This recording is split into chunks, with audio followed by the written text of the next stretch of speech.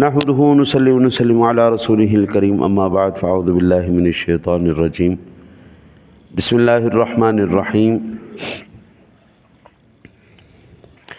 يحلفون لكم لترضوا عنهم فإن ترضوا عنهم فإن الله لا يرضى عن القوم الفاسقين۔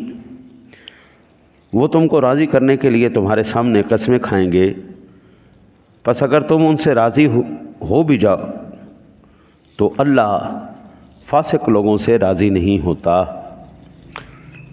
الاعراب اشد کفرا ونفاقا واجدر الا يعلم حدود ما انزل اللہ علی رسولہ واللہ علیم حکیم۔ مدینے کے گرد رہنے والے دیہاتی کفر و نفاق میں بہت سخت ہیں، وہ اسی لائق ہیں کہ ان کے احکام شرعیہ سے جاہل رہیں جو اللہ تعالی نے اپنے رسول پر نازل کیے ہیں، اور اللہ بہت علم والا اور بے حد حکمت والا ہے۔ اللہ وحدہ لا شریک نے واضح طور پر یہ ارشاد فرما لیا، اے مسلمانوں، یہ منافقین تمہارے سامنے بڑے جھوٹے جھوٹے عذر پیش کرتے ہیں اور قسمیں کھاتے ہیں۔ ایک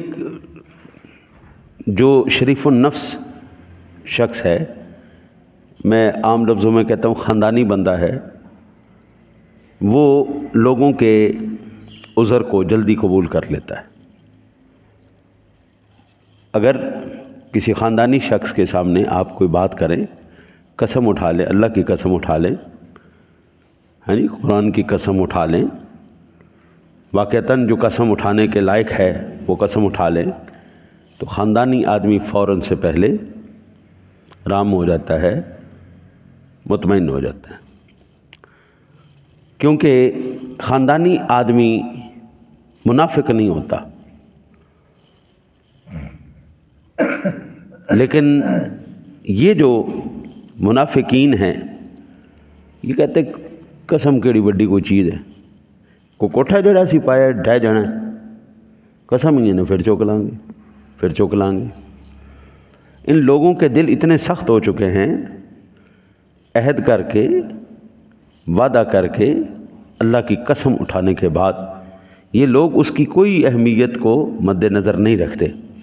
اب جو اتنی خوفناک ان کی یہ جرم ہے، اس کی پاداش میں اللہ نے ارشاد فرمایا، مسلمانوں تم نہیں جانتے، یہ دل کے کوڑے ہیں، دل کے کوڑے ہیں۔ وہ نا جی مولروم رحمۃ اللہ تعالیٰ علیہ نے مثنوی شریف میں ایک واقعہ بیان کیا ہے، مینڈک کا اور چوہے کا، مینڈک کا اور چوہے کا۔ چوہا دریا کے کنارے میں رہتا تھا، مینڈک دریا کے اندر رہتا تھا۔ دونوں کنارے پہ آئے اور چوہے نے مینڈک سے کہا کہ یار اب ہم رہتے بھی ایک جگہ پہ ہی ہیں، کیوں نہ دوستی کر لیں۔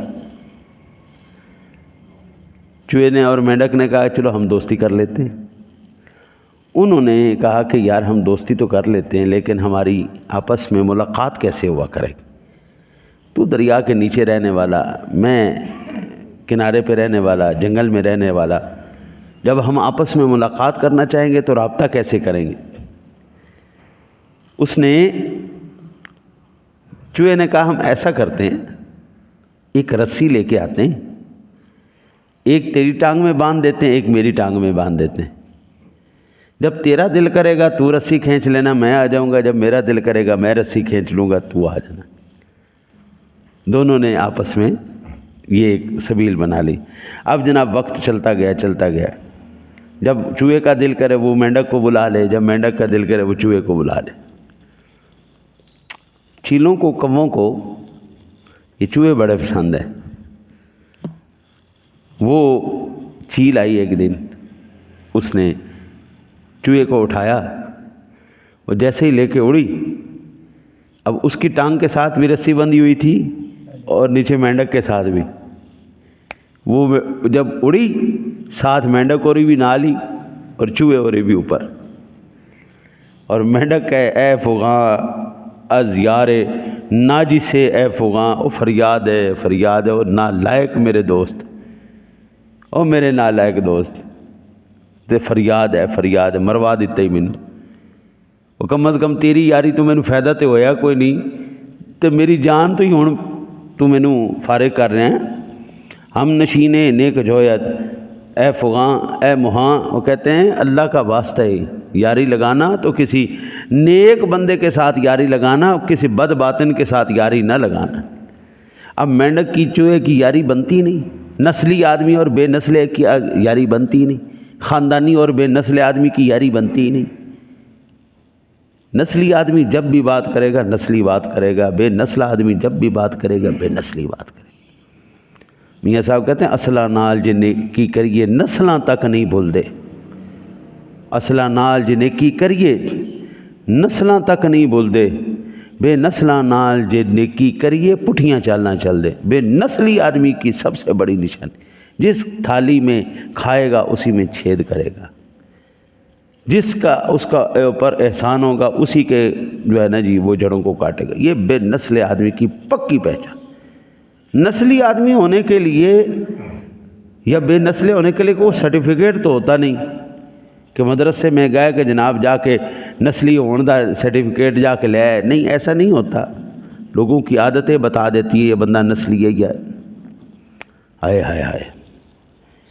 میاں صاحب کہتے بے شرمی دے حلوے نالوں ساگ سروں دا چنگا، بے شرمی دے حلوے نالوں ساگ سروں دا چنگا، بے غیرت دی یاری نالوں سنگ کتے دا چنگا۔ بندہ کتے نال سنگ کر لوے، کتے کے ساتھ بندہ یاری لگا لے لیکن بے غیرت کے ساتھ یاری نہ لگائے۔ اللہ اکبر اللہ اکبر اللہ۔ یہ منافق بے غیرت لوگ تھے، اللہ کی قسمیں بھی اٹھا گئے، دلوں کے اندر نفاق بھی ان کے ہے، حضور کے ساتھ بھی بے ایمانی کی۔ اللہ مسلمانوں سے کہہ رہے تم راضی بھی ہو گئے نا ان کی مکاریوں کی وجہ سے، میں راضی کوئی نہیں ہونا، جو مرضی کر لوں۔ اللہ تعالیٰ نے پھر ارشاد فرمایا مدینے کے گرد رہنے والے دیہاتی کفر و نفاق میں سخت ہیں، وہ اسی لائق ہیں کہ ان کو احکام شریعہ سے جاہل رہیں اور جو اللہ نے اپنے رسول پر نازل کیے ہیں، اور اللہ بہت علم والا بے حد حکمت والا ہے۔ اب یہ کس نے محروم رکھا علم سے؟ دیہاتیوں کو اللہ نے، ٹھیک ہے نا جی؟ یہ فیصلہ کس کا ہے؟ اللہ کا فیصلہ ہے نا۔ یہ سورۃ توبہ ہے، 96 نمبر آیا مبارکہ ہے، 97 نمبر آیا مبارکہ میں اللہ یہی ہمارے علماء کہتے مر گئے، اس دنیا سے چلے گئے۔ وہ خدا کے واسطے جاہلوں کو، یہ جو دیہاتی لوگ ہیں ان کو ممبروں پہ نہ آنے دو، ان کو اقتدار میں نہ آنے دو۔ علم نسلی لوگوں کا کام ہے، خاندانی لوگوں کا کام ہے اور ذمہ دار لوگوں کا کام ہے۔ پڑھاؤ سب کو، لیکن اقتدار، عہدہ اور یہ مقام ممبر اور مصلی ہر ایک کے بس کی بات نہیں ہے۔ اگر ہوتی تو خدا کی قسم یہ قرآن کی آیت ہمیں روز روشن کی طرح بتا رہی ہے، سورج سے زیادہ روشن اللہ کے پاک کلام کی آیتیں بتا رہی ہیں۔ اگر ان دیہاتیوں کے اندر کوئی تھوڑی سی بھی غیرت ہوتی، تھوڑا سا بھی ان کا دل نرم ہوتا، اللہ ان کو علم عطا فرماتا۔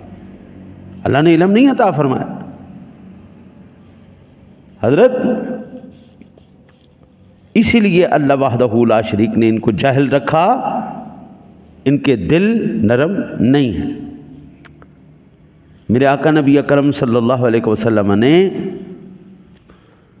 ارشاد فرمایا، اے جابر، حضرت جابر بن عبداللہ رضی اللہ تعالیٰ عنہ بیان کرتے ہیں کہ رسول اللہ صلی اللہ علیہ وسلم نے فرمایا، سنو، کوئی عورت مرد کی امام نہ بنے، قیامت کے دن تک، قیامت کی دیواروں تک کوئی عورت مردوں کی امام نہیں بن سکتی، اور نہ کوئی اعرابی مہاجر کا امام بنے۔ اعرابی پینڈو جو ہجرت کر کے آئے تھے، مکے سے مدینے آئے تھے، خبردار، ان کی کوئی امامت نہیں کروائے گا۔ امامت کروانے کے لیے خاندانی ہونا بھی شرط ہے، بے نسل آدمی کی امامت بھی جائز نہیں۔ کمی کی امامت بھی جائز نہیں، دیہاتی کو مہاجر کا امام نہیں بنایا جائے گا، اور نہ کوئی فاجر مومن کا امام بنے۔ ادھروں تو جوئے کھیڈی جا رہے ہیں، ادھروں ڈنڈیاں نچائی جا رہے ہیں، ادھروں حرام کھائی جا رہے ہیں، ادھروں جناب سارے معاملات کیتی جا رہے ہیں، ادھروں امامت بھی کر رہے ہیں۔ ایسے بندے دی امامت بھی جائز نہیں۔ حرام کھانے والا، چوری کرنے والا، ڈاکے مارنے والا، ڈنڈیاں نچانے والا، سود کھانے والا، بے ایمانی دھوکہ کرنے والا، ایسے بندے کی امامت جائز ہے نہیں، سوا اس کے کہ اس کو سلطان مجبور کرے، ہاں وہ اس کی تلوار اور کوڑوں سے ڈرتا ہو۔ یہ سنن ابن ماجہ شریف کے اندر 1081 نمبر پر حدیث پاک موجود ہے۔ یہ ایک صورت میں جو ہے نا جی وہ ہو سکتا ہے جب سلطان وقت کہے چلے بڑا چوہا چل امامت کروا، چل نماز پڑھا، نہیں پڑھائیں گا تو پھر تینوں کوڑے بھی ماریں گے تو تینوں جیل بھی کراواں گے۔ حضرت یہ درجہ بندی ہم نے تو نہیں کی ہے نا۔ آج ہم سے اگر کوئی دنیا ناراض ہوتی ہے تو بابا یہ قرآن پڑھا ہوا ہے، قرآن پڑھو، یہ احادیث ہیں، بحوالہ ہم عرض کرتے ہیں احادیث کو پڑھو۔ یہ جو درجہ بندی ہے یہ ہم نے نہیں کی، یہ اللہ اور اس کے رسول کر کے گئے۔ فقیر آدمی بادشاہ بھی ہو جائے بھیک مانگنا نہیں چھوڑے گا، اور بادشاہ آدمی فقیر ہو جائے اس کی بادشاہی پھر بھی نہیں جاتی، وہ فقیری میں بادشاہی کرتا ہے۔ دعا کرو اللہ تعالیٰ آپ کو مجھے قرآن سمجھ کر اس پر عمل کی توفیق نصیب فرمائے۔ اللہم صلی علی سیدنا و مولانا محمد مبارک وسلم۔